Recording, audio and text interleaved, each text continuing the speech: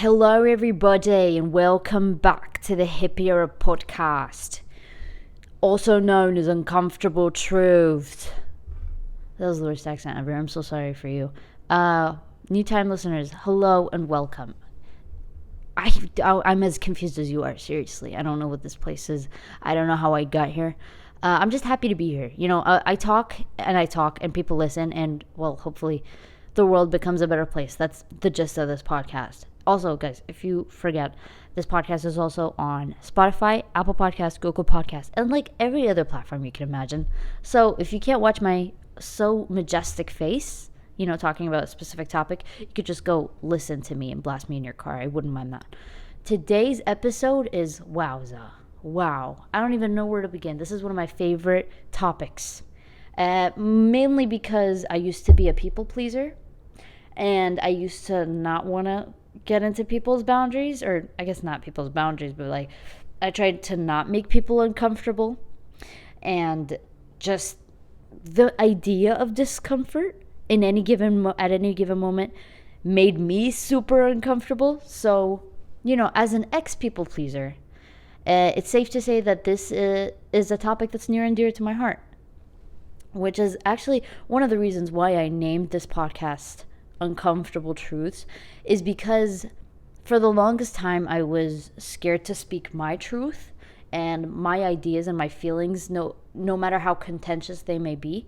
But there was just something inside me that kept saying, it's not worth it, just don't fight, just stay peaceful, don't say anything. And now it's the complete opposite, where it's like, I'm gonna fight this. I don't need to fight this. Everyone is calm and everyone's quiet, but no, I wanna bring an argument to this table. I feel like something's missing, I am the missing piece. I am the missing problem. I'm always the problem. So for me, discomfort is this really intriguing topic that I am getting more and more, I guess, acquainted with. And I like the idea of discomfort. I like the idea of pain and suffering. No, I don't. Not like that. But I like the idea of discomfort as a whole and all of these uncomfortable feelings, because it shows the character that you're dealing with. You know what I mean? So, if you want to know who you're dealing with, if you want to know the person that you're with, who you're friends with, you're going to marry, your parents, whoever it may be, it doesn't matter. But if you want to know them, for them, make them uncomfortable. True colors really shine bright at that time. Nothing is hidden. Nothing can be hidden.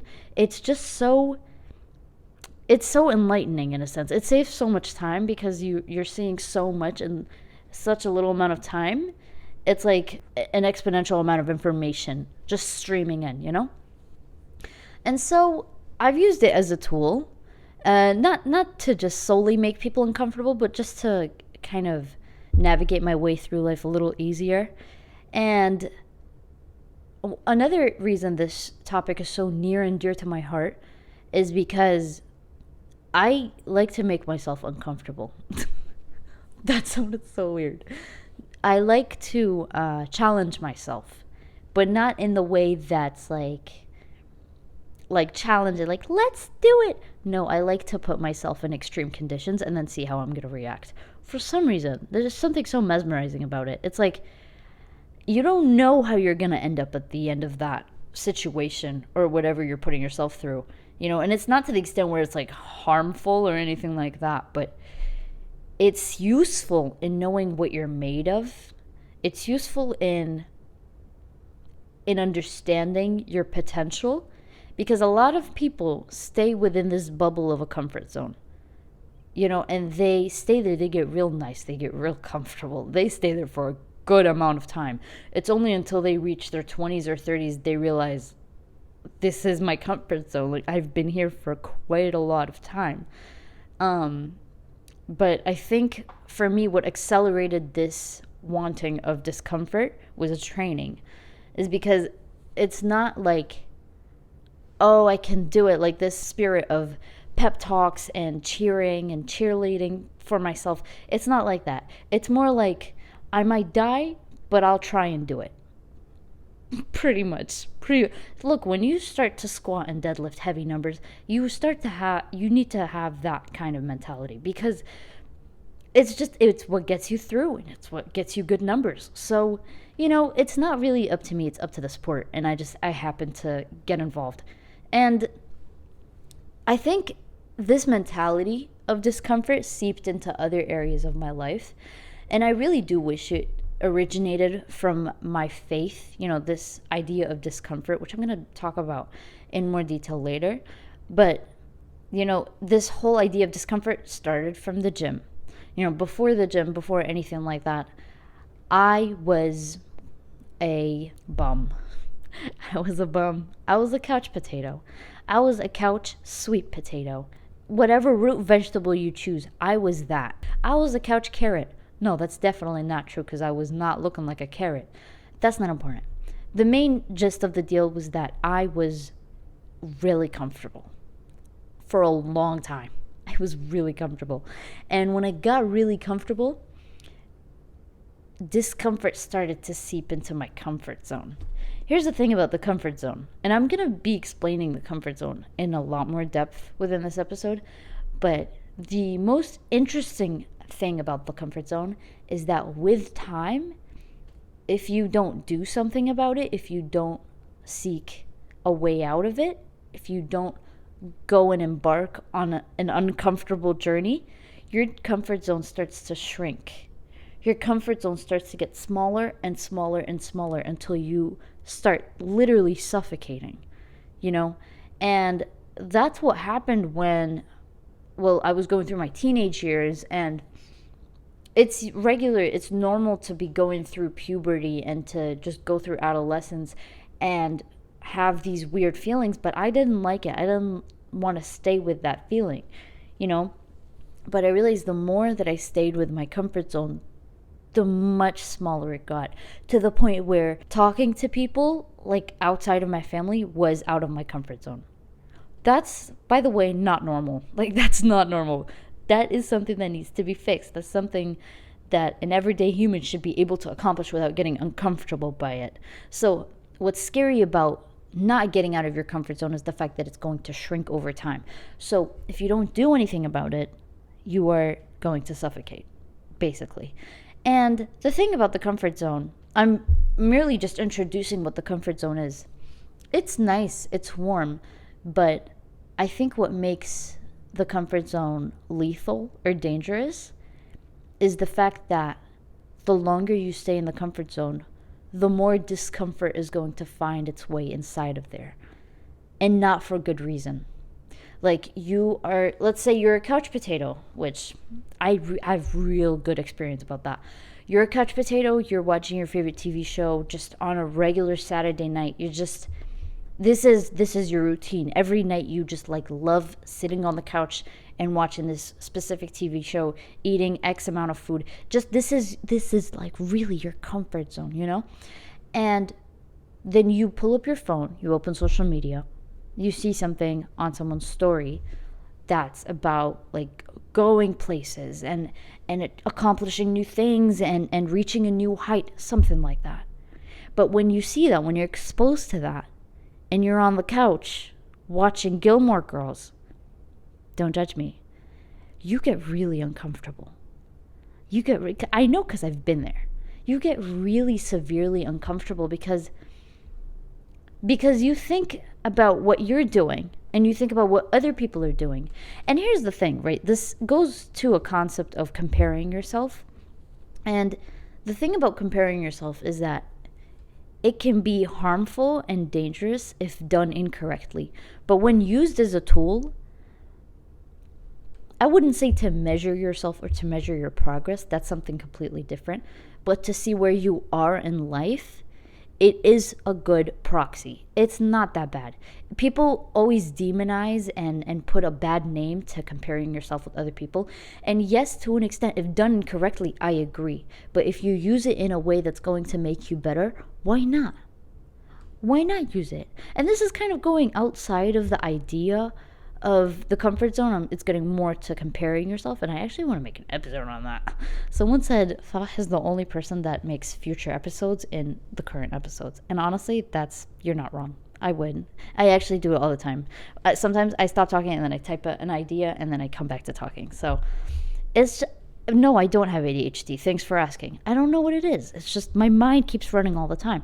Anyway, what was I talking about? I will explain why it's important to get out of the comfort zone and why you need to do it now. There's no time to waste. Why it's necessary and completely indispensable that you do it now. We talked about comparing yourself. But here's the thing. The comfort zone obviously does not help you grow in any way, shape, or form.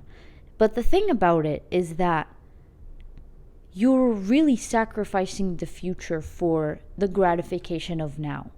It's called the instant gratification of the moment. You don't care about the future consequences. You just want to be satiated and gratified in the now. And I think it's a lot deeper than that when we're talking about the comfort zone, because when you get out of your comfort zone regularly, yes, you're putting your current self in uncomfortable situations, but the amount of burden that you're lifting off of your future self is only ever going to be seen and felt when you're at that point of your life. So for example, lifting, going to the gym, staying healthy, being fit, all of these things, moving. Right now, it can seem like a burden. Yes, it can seem like a burden. It takes a lot of time from your day. It takes energy to get started, to get prepared and go. It takes energy, period. But the burden of now is nowhere near comparable to the burden of the future. The burden of the future, if you were to not do it in the now, is heavier than the burden that you have now. And that's why the sooner the better. You know how people say it's never too late? No, sometimes it's too late, not gonna lie. Time is not infinite. Time is finite. Time is very, very finite. And you can lie to yourself and say it's never too late and just keep going on with your life in this comfortable state. But then no, time is gonna run out. You're not in control of time. Time doesn't care about you. Time is gonna run out. Do you know what I mean? So yes, okay, it's never too late to do ballet at 30, whatever. But time is running out. The sooner the better always. And that's a known fact. And people don't want to hear that time is running out, because that in and of itself makes them really uncomfortable. Because that's a very uncomfortable fact. Time ticks whether you like it or not. Time passes. It does not care about anybody. You can't go back in time. You can't go to the future. You can't pause time. Time is just going to keep ticking. And, it's up to you to take action now or in the future, or if ever. But don't say it's never too late and then continue on with your lifestyle like you're not doing something that you should be doing. That was a spaghetti of words. I really apologize for that. I'm not sure as to what, the factors are that contributed to this ever-growing laziness, like this trend of laziness in Gen Z or this society as a whole. I don't know. I'm not a researcher, okay? But I'm pretty sure social media can factor in on that. And just this, I guess, ever-growing epidemic of decreased self-confidence. There's no more self-confidence in the everyday average person. Like the everyday average person, if you take a regular person from society, their confidence isn't that high. Don't ask me why. Well, capitalism. No, I actually have no idea. It's just their confidence is not that high, So in turn, they're not gonna try. Why would they try? If all your self-talk in your head is, I can't do that, and I shouldn't do that, and no, that wouldn't suit me, and I just know I'm not capable of that. If that's all you're saying in your head, of course you're not gonna do it. You can only dream of doing it. And remember how I said that the gym has really catalyzed my mindset of being able to do what I want to do? I was talking about that with my friend today, and I just realized I don't have that mindset anymore. This idea of, no, maybe I'm not built for it. Bro, that mindset left a long time ago. I'm trying climbing now, and Lord, oh Lord, if you ask anybody in the climbing gym that I go to, how does Farah climb? Oh, they'd be like, she's terrible. She's terrible. She sucks. You know? I love going there though. I love going there because one day I'm going to get really good. Right now I suck. I suck really badly. But because my mindset is not, I can't do it. My mindset is, I will be able to do it one day if I keep going.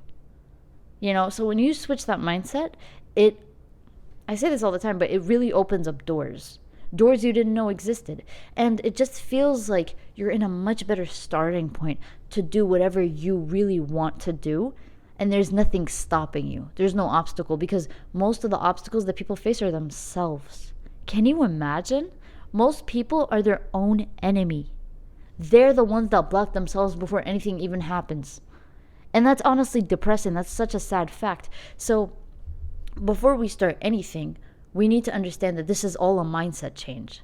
This is no like physical change or like an environmental change. To some degree, sure, but this is all a mindset change. Like, you turn your mindset 180 degrees, because everything happens and starts in your mind before it realizes in the real world. And that's a big fact that people often miss and forego, because they just want to tell themselves excuses of, no, really, I'm different. I can't do it. There are people who think that they can't accomplish anything that big. They cannot even imagine it in their heads that they can do something great one day. So what do? They stick to doing what they're good at, which is a set of very few things. You know, and that's all they stick to. That's all what their life consists of. Like, all their brain knows is these specific set of tasks to do in their day-to-day lives that they can't even imagine putting themselves in a place that's super uncomfortable, but can allow them to reach great heights. This goes back to an idea that I wanted to talk about, which is being on autopilot mode. A lot of people are in autopilot mode from their day-to-day lives. They don't have one thing that they incorporate in their everyday lives that makes them really uncomfortable, that makes them really like just want to stop. You know, like learning a new language, for example. It's painful. It's painful. I would know. I tried Russian, and the thing about Russian, Ruski, is that the pronunciation actually starts to make your tongue hurt. I'm not even joking. In the beginning, I remember complaining to my Russian teacher saying, my tongue is in pain. I can't speak anymore. She's like, yeah, just давай, you can do it. Come on. And I was like, no, I can't. Like this, I'm just tired emotionally and mentally. Leave me alone. And we did that for, 2 years? Something like that. We did that every day for 2 years. And at some point, I spoke really well. I could understand, like, political documents and whatever. I'm not at that level anymore because I just, like, you know, I'm in a new environment where Russian is not that useful. But I'm still trying to maintain it. But the point I'm trying to get across is that I was in severe mental pain, dude. It was so painful. It was so uncomfortable. I just did not want to continue anymore. But the act of persisting, the act of showing up, and the act of understanding that what my brain is doing right now is making new neural networks. It's not just chilling, doing whatever it does when I'm scrolling on social media or watching a YouTube video or doing whatever I usually do in my day-to-day life. It's doing something completely new and out of the ordinary to me. And it made me so extremely uncomfortable. But the fact that I implemented it in my day-to-day life is what made a change. You know what I mean? A lot of people are on autopilot. And yes, that could be useful. It's almost like I would say, evolutionary mechanism, you know, that helps us be more efficient with the energy that we expend. And yeah, that makes sense. But to what extent? To what extent are we going to be these efficient human beings that don't create anything anymore?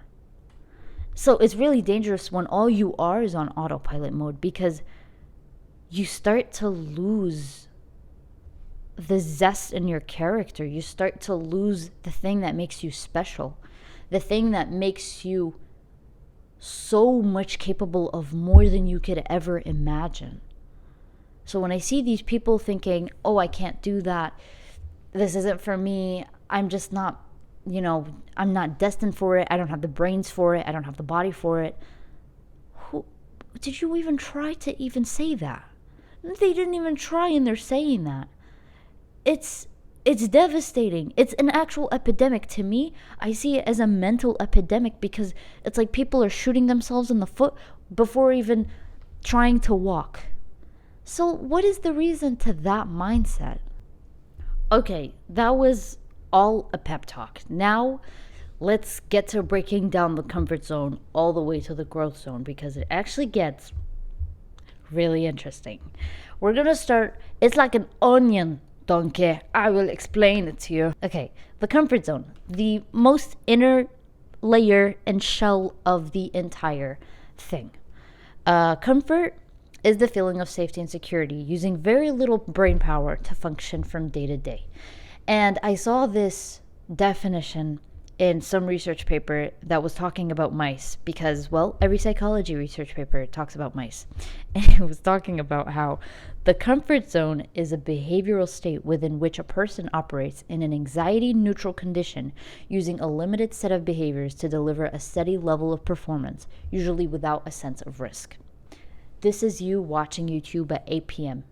before bed. This is you sleeping in on a weekend. And here's the thing about the comfort zone is that you feel very safe, and getting out of it is the hardest part, because it takes more energy to go from the comfort zone to, let's say, the fear zone than it does to go from the fear zone to the learning zone. Because as you start to learn something new, or you're doing something new, you have more momentum. But when you're at the comfort zone, it's like there's no movement. Your inertia is basically zero. There's no momentum. You're not moving. So you have to give like this initial force to move, and then you can start to keep that movement. You start to be in momentum. And I think I discussed the comfort zone enough. I'm going to talk about the other zones, because I think there's a lot more that we can learn from the other zones. The fear zone is also known as the unknown zone, when you try to do something new for the first time, or you try to acquire a new skill set, be it the gym, be it painting or drawing or learning a new language, whatever it may be. It's just something new. And in this zone, there's a lot of negative emotion behind it, because remember what I said about transferring from the comfort zone to the fear zone. It takes a lot of mental pain. Remember the Russian example I used? It was a lot of mental pain. It was a big, big struggle, and in this zone, the fear zone, you'll often find yourself comparing your skill to those that are advanced within the field, those that have already been doing it for years, or were even just good at it to begin with. You'll find yourself comparing yourself a lot, and being extremely discouraged. In fact, they say that this zone is probably where self-confidence is at its lowest, because when you're learning something new, as all humans do, you're going to fail. You're going to fail over and over and over and over. So here's why mindset and the way you choose to think and approach this new skill is the most important thing that you need to focus on within this zone. Because this zone is not physical labor, it's a lot of mental labor. Because your brain is trying to work really, really hard, making new networks to accomplish the task more effectively. But when you fail, you have to rewire. And then you fail again, and then your brain has to rewire all over again. It's like making a new circuit every single time. So you're doing this thing where you're failing and then learning, and then failing and then learning, because it's kind of like a feedback loop of understanding, okay, I'm not going to do that next time. Okay, that I have to be aware of. Just a very, very aggressive environment where you're learning really fast, but it gets really uncomfortable.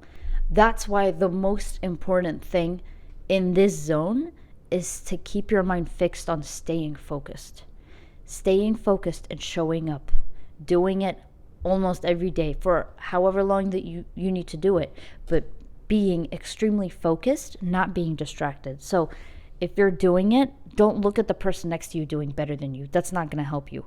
That's not going to magically inspire you. You're just going to feel discouraged. Like, why am I not learning this faster so I can be better, stronger, faster, smarter? Sorry, that was just a TikTok sound that came into my brain. It's just, you're not going to feel good. Spoiler alert, you're going to be feeling really bad.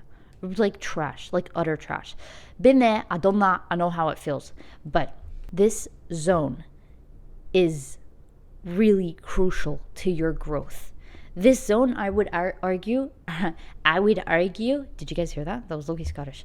I would argue is the most intense zone. Is the most intense, is the most aggressive. It's like you don't want to be in this zone if you're not ready for it. The other key thing to note in this zone is that the failures that you endure, the failures that you face, are legitimately a part of your success. So failures are not actually failures, because if anything, you're just learning more and more, you're getting more experience. So if you start to look at failures as a stepping stone, you're creating a set of stairs, and with every failure you get closer and closer and closer to success. If that's the way you approach it, you're going to be reaching success inevitably. Inevitably is an inevitable thing, because you're not stopping at any given point. You keep going and going even though you're failing, because you're not really failing, you're just learning.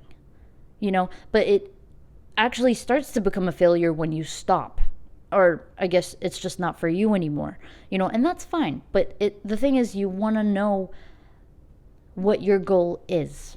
Understand what it is you're trying to aim at, and then fail at it. Fail at it so epically. Fail at it so badly, so that then you know a lot more than most people in the field. Because if you know most of the mistakes, by the way, that also means you're going to learn how to fix them. You're going to learn how to turn them into solutions. And that is honestly what makes a person extremely skilled in their field. But it's the practice of enduring that failure and the pain, the mental toll that it comes with, that is not very common.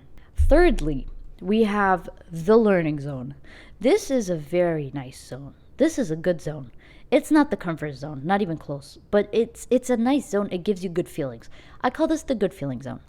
And this is where you start improving on your skill. You start to become an amateur practically. You start to learn more things as you make more mistakes. And the interesting thing about this zone is that your problems start to get more challenging with time. Because the more you advance, the more problems you're going to face, first of all. But the tougher the problems are going to be, because they're on a different level. They require you to have preliminary knowledge of whatever you failed at from the past in order to solve this next step or this next problem. So it does get advanced. And, well, I would say it does get easier, but it really doesn't get easier. You just get tougher. You just get smarter. You get better equipped and more experienced. And that's what makes this zone, I would say, a little more enjoyable. Because when you start understanding concepts and you start learning things, you just feel like you're adding to your toolkit of things to fix problems with, And the more tools you have, like, the more dynamic you can be, the more problems you can fix, the faster you're going to get to fixing them. It's a place where your confidence truly starts to build, and you're literally changing your brain chemistry. Your brain starts to change. Your brain starts to make new neurons to hold and contain this new information that you've just obtained. It only gets better from here. But again, like, the entire essence of this is to keep going. It's to keep persisting. It's to commit yourself. Because if you do it once in a while, that's not going to do anything. I don't know, but it's not going to firm up the networks that your brain is trying so hard to build, so that it makes it easier for you to do whatever you want to do. So sticking to it is always going to be a given. So for example, For the gym, well, bodybuilders in general, their main goal is hypertrophy. They want to basically break down the muscle of the gym, come home, rebuild it, repeat. Repeat until the muscle starts to get thicker and thicker and thicker and bigger. The muscle fibers start to become greater than before, basically a muscle surplus. And they can't just break it off one day and just stop, because if they don't use it, it's going to go. That's basically the same thing with your brain, is that if you don't use it, if you don't stick to it, say goodbye to it, because it's making room for other things. It's not going to stay there forever, and you can't depend on things staying there forever if you're not giving it the proper attention. I want to wrap up this episode with an interesting, I would say, discovery. It's not a discovery. It's not. But I was typing up like the main ideas of this video in a coffee shop, and I was just thinking to myself, like, I usually talk from the Islamic perspective, and well, I just thought, like, how would the comfort zone relate to Islam, even though the majority of Islam is really stepping out of your comfort zone, if I'm being honest. But I like to think of concepts as a whole that would, I guess, have some parallelism to the concept that I'm talking about. And the one concept that I think has some substance to it that is parallel to this concept is the concept of jihad in Islam. And well, this is a very misunderstood and misinterpreted, notion of jihad. Jihad is like terrorism and just, what did I write? Extremism and advocating for war. That's what most people think when they think of jihad, which is honestly comical at this point. I don't know. At some point I thought it was the same thing too. I remember not knowing what the meaning of the word was, and then one kid in my class was like, I want to write about jihad. And I was like, what's that? And he was like, you don't know jihad? Jihad is basically where you kill yourself for your religion. And I was like, okay, that doesn't sound right. I was so confused. So ever since, I just had this idea that you basically had to break yourself down for an ideology, and it just did not make any sense. But the more I look into this concept and this idea, the more I appreciate its beauty and everything that it has to give. Because what jihad translates to is striving, and struggling, but not the struggling of like, I'm gonna die, but struggling to break down to get better. Just like the muscle hypertrophy, just like all the things I explained before, it's the same thing. It's all the same thing. You break yourself down to get back up and get back up better and bigger and stronger and faster and smarter. Everything tenfold. But you have to break down first. You have to fall down. You have to fail. You have to suffer a little bit. You have to go through pain. But you get back up so much stronger than before. And it's such a beautiful concept because you can apply this to everything and anything. It's basically the underlying notion of development in anything. You have to break down to build back up. But what takes this a step further, what takes this whole idea of stepping out of your comfort zone and the idea of jihad, is we always think about them in parallel to doing something, being actively partaking and engaging in something. But I think it can go both ways in stopping yourself from doing something, or stopping your tongue from uttering something, or saying no to something or someone. But we don't talk about that. We always talk about be better, be stronger, go further, which is basically the gist of what I just said. But there's always a duality in all of these topics where, yes, do things, but also avoid other things. Don't do other things. There are things that you have to stay away from, and that in and of itself is an act of leaving your comfort zone. By not doing something, you are leaving your comfort zone. We don't talk about that. We always talk about when you leave your comfort zone, you're doing something great. You're actively partaking in something that's completely new to you. And sure, but when you are letting go of something, when you're trying to avoid doing something that you know you don't want to do, that is completely valid in being outside of your comfort zone. And it's this discomfort that builds up within you that you feel is just, it's like this big icky feeling that you want to do something, but you tell yourself not to, and you start shaking on the inside. The gist of it is that it's pure discomfort, but stopping yourself is just as valid as doing something that's great. I think it could be a useful thing to stop yourself from doing things or certain things that you yourself know is not good. And yes, it'll take you out of your comfort zone, but it's worth it. Is it not? I mean, you are building yourself in the process by avoiding something. You are. If it's something bad, of course you're growing. Of course you're building. And it's just a matter of sticking to it and showing up every single day, just like I said. You can do that with action just as much as inaction. And, well, it's just food for thought, really. I didn't really investigate this idea as much because, I don't know. We like talking about doing things, but we don't talk about not doing things. Anyway, I'm going to cap it off here. I am ravenous. I'm really hungry. I have to go eat something. And I will see you guys in the next episode. Stay uncomfortable. Trust me. I've been there. I done that. Okay. Bye-bye.